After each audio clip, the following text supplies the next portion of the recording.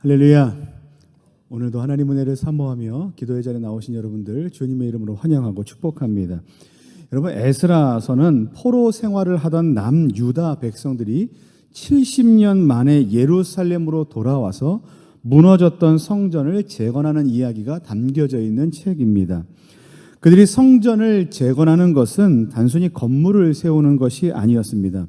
그들이 성전을 재건한다는 것은 하나님의 임재의 상징인 무너진 성전을 다시 세우는 것을 통해서 무너져 있던 자신들의 신앙을 다시 한번 하나님 중심으로 회복시키겠다는 그 소망과 열망이 담겨져 있는 영적인 행위입니다.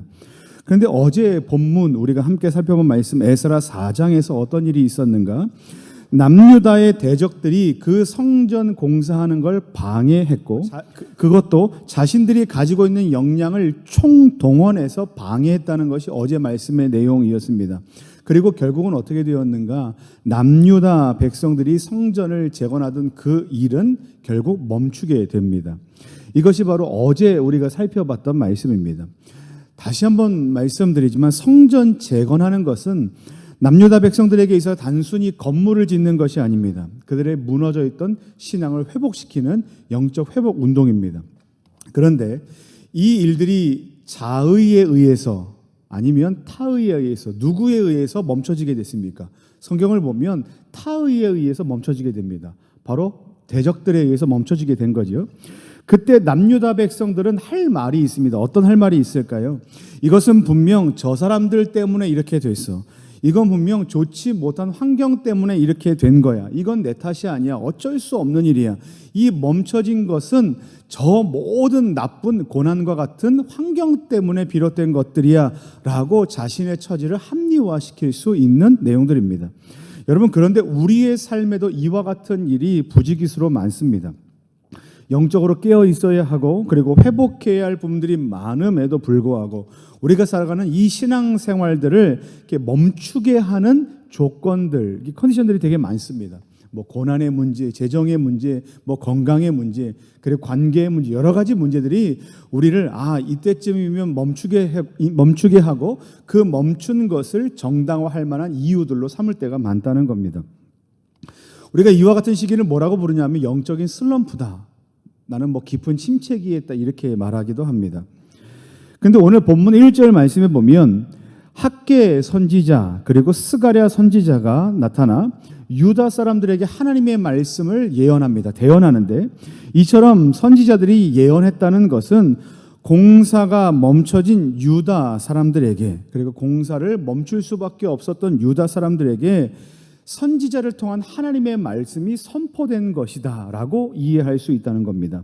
그리고 그 내용이 어떤가? 우리가 학개에서 스가랴에서 이런 말씀을 보면서 알 수 있듯이 그 내용은 무엇인가 하면 성전을 재건하는 것에 대한 참된 의미가 무엇인지를 다시 한번 깨닫게 하고 그리고 힘든 상황 가운데 있는 고난 가운데 있는 그들을 위로하고 격려하며 지금 눈앞에 일어나고 있는 이와 같은 현실들이 단순히 어떤 문제가 생기고 이 사람들이 나를 방해한 것 그 자체 눈에 보이는 것들 뿐만 아니라 사실은 그것은 사단이 일으키는 영적인 공격이다라는 것을 깨닫게 하고 있습니다.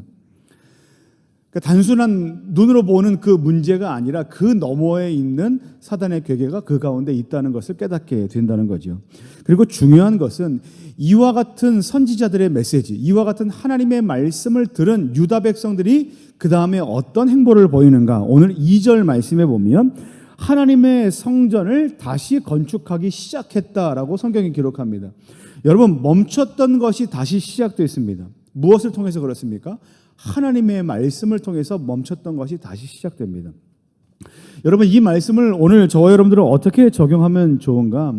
여러분, 우리는 앞에서도 말씀드렸지만 삶에서 발생한 많은 문제들 때문에 많이 힘들어하고 그리고 슬럼프에 빠지고 멈춰 있는 때가 있습니다.